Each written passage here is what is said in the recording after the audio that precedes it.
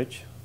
A gente vai discutir a estimulação cerebral profunda na doença de Parkinson. Na verdade, a estimulação cerebral profunda ela é um tipo, é uma forma de tratamento, não só da doença de Parkinson, como de outras doenças neurológicas, que vem crescendo muito nos últimos anos, não só no Brasil, como no mundo todo, de forma exponencial, beneficiando vários pacientes, e ela é mais conhecida, ela é mais aplicada na doença de Parkinson, mas tem outras doenças neurológicas, como as distonias, alguns tipos de tremor, em especial o tremor essencial, alguns tipos de tics que são refratários, ou seja, não respondem bem ao tratamento medicamentoso, que a gente se vale da estimulação cerebral profunda.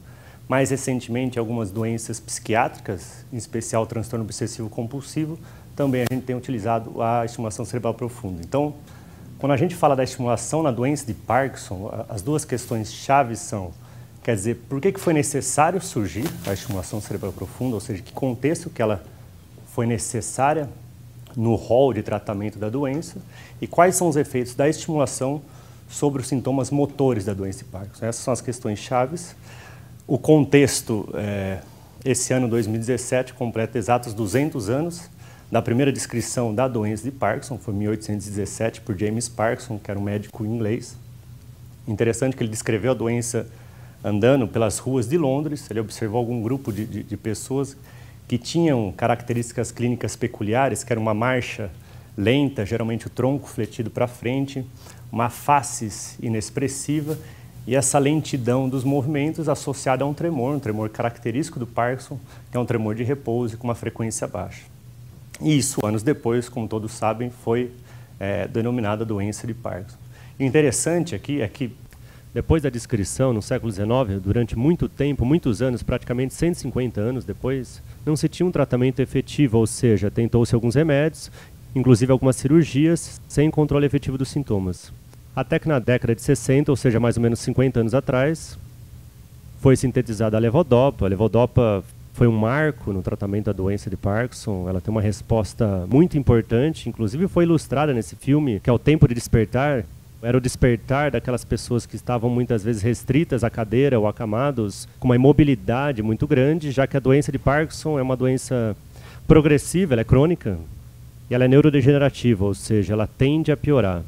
De tal forma que a levodopa trouxe para esses pacientes uma melhora na qualidade de vida, uma mobilidade. E aqui o contexto da estimulação é justamente esse, quer dizer, começou-se a observar que passados 5, 8, 10 anos do uso da levodopa, tinha uma parcela de pacientes que passavam a ter complicações do uso desse remédio. Em geral, ele perdia o efeito, não só pela perda de efeito, mas pela evolução da doença, de tal forma que o paciente, ora estava muito solto, estava bem, ora estava travada. Então ele ficava flutuando ao longo do dia, a qualidade de vida não era boa. Então, nesse contexto, uma dificuldade de manejo medicamentoso com a levodopa, com os outros remédios, surgiu a estimulação cerebral profunda. Então, a estimulação cerebral profunda ela consiste em estimular uma pequena região do cérebro, um pequeno núcleo que está doente. Eu alcanço essa região com um pequeno eletrodo, de tal forma que esse eletrodo ele tende a restabelecer um bom funcionamento daquele pequeno grupo de neurônios e, consequentemente, melhora os sintomas. Essa é a ideia. É como se a gente imaginasse que o nosso cérebro fosse uma rede elétrica e que um circuito tivesse alterado.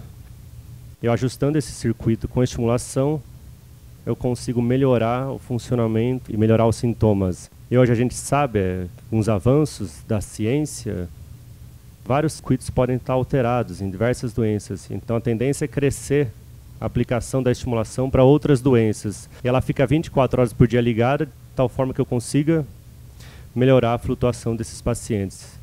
E de que forma que eu entrego essa energia?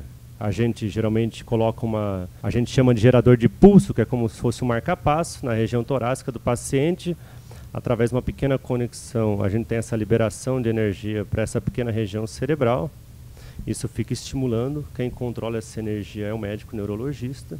É como se fosse, se a gente estivesse sintonizando um rádio, a energia, para tentar atingir aquela frequência ideal e aqui, no caso, controlar os sintomas. Então, esse tratamento ele é neuromodulatório, ou seja, se o paciente vai piorando, eu posso ir controlando a energia que eu libero. Então, essa é a vantagem da estimulação frente a outros procedimentos cirúrgicos.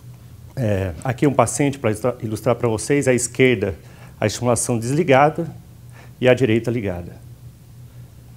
Vejam que a esquerda é uma dificuldade grande para levantar, para começar a marcha, e a direita o paciente já bem melhor, com a mobilidade muito mais solto, né?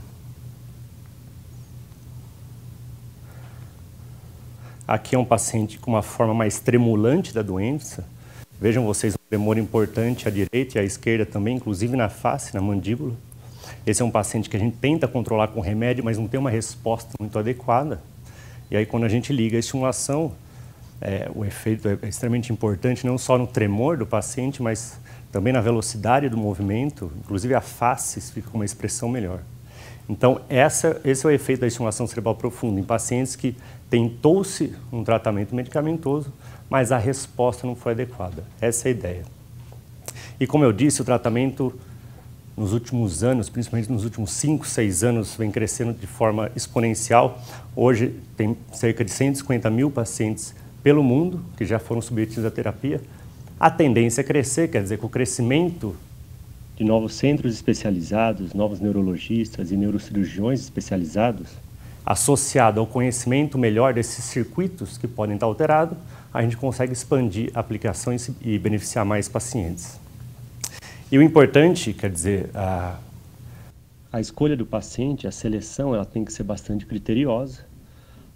Geralmente é um trabalho multidisciplinar, não só o neurologista, um neurocirurgião, uma equipe multidisciplinar, com fisioterapeutas, neuropsicólogos. A ideia é discutir junto com o paciente, com a família dele, a indicação da cirurgia e, obviamente, o que a gente espera, o desfecho, é que o paciente se beneficie, que volte a ter uma funcionalidade melhor e, consequentemente, melhore a qualidade de vida.